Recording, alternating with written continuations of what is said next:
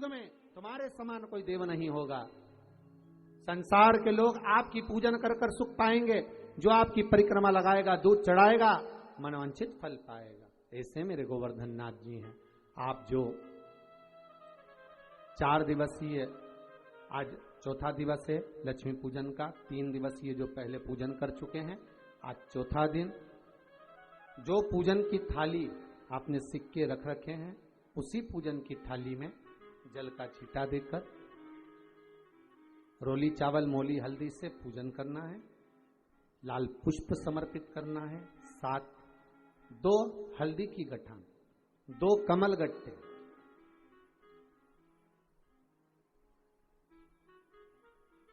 2 तरह का मीठा हो तो वो महाराज आप समर्पित करें।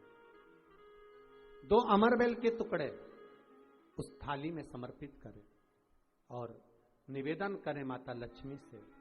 5 घी के दिए जलाएं, दीप प्रकट करें और माता लक्ष्मी की पूजन अर्चना कर कर भोग लगाकर मां से निवेदन करें, मां हम 5 दिवसीय आपकी आराधना कर रहे हैं जो दीप महोत्सव के रूप में। कृपा करो मां, हमारे घर में धन वैभव लक्ष्मी का भंडार भरो मां। माता से निवेदन करे और निवेदन करके मां से तब 5 दीप उठाकर आरती करिए माता लक्ष्मी की, और लक्ष्मी माता की आरती कर उन दीपों को, एक जहां गोवर्धन नाथ जी का पूजन आपने करा है, एक दीप वहां लगा दीजिए जो सुबह आपने गिरिराज जी का पूजन करा। दूसरा दीप पानी के परिंडे के पास लगा दीजिए जो हंडा आपने पानी का भरा हुआ है। तीसरा दीप घर के हॉल में जो मुख्य द्वार हो उसके पास में, जो मुख्य द्वार हो उसके नजदीक में लगा दीजिए महाराज। चौथा दीप तुलसी के क्यारे के पास लगाइए। 5वां दीप जहां पर माता लक्ष्मी का पूजन करा है वहां पर विराजमान कर दीजिए। ऐसे 5 स्थान पर 5 दियों को रखो। थोड़ी देर द्वार के पास में माता लक्ष्मी का आवाहन करो, माता लक्ष्मी से विनती करो, हे मां आप हमारे घर में सदा विराजमान रहिए। और बाबा गोवर्धन नाथ जी से, गोवर्धन का मतलब होता है गो मतलब लक्ष्मी, वर्धन मतलब वृद्धि, जो लक्ष्मी की वृद्धि करने वाले हैं, जो संपदा के देने वाले हैं, लक्ष्मी को प्रदान करने वाले हैं। ऐसे गोवर्धन नाथ बाबा आप हमारे घर में संपदा की वृद्धि करिए, लक्ष्मी की वृद्धि करिए। बाबा से निवेदन करो। महाराज हे गिरिराज बाबा तेरी कृपा, तेरी दया, माता लक्ष्मी की हम पूजन कर रहे हैं। ये भाव रखकर गोवर्धन नाथ जी का पूजन कर, स्मरण कर, माता लक्ष्मी का पूजन स्मरण कर। चौथे दिन की जब पूजन पूर्ण हो महाराज, तब अपन अगले दिन 5वें दिवस की पूजन का फिर क्रम लेंगे। और कल जब अपन 5वें दिवस की पूजन करेंगे तो उस थाली के सिक्कों को कहाँ रखना है, कैसे उठाना है, कैसे विराजमान करना है, उसका वर्णन कल की कथा में श्रवण करेंगे। कल की कथा में अपन श्रवण करेंगे भाव भक्ति से, आनंद के साथ में।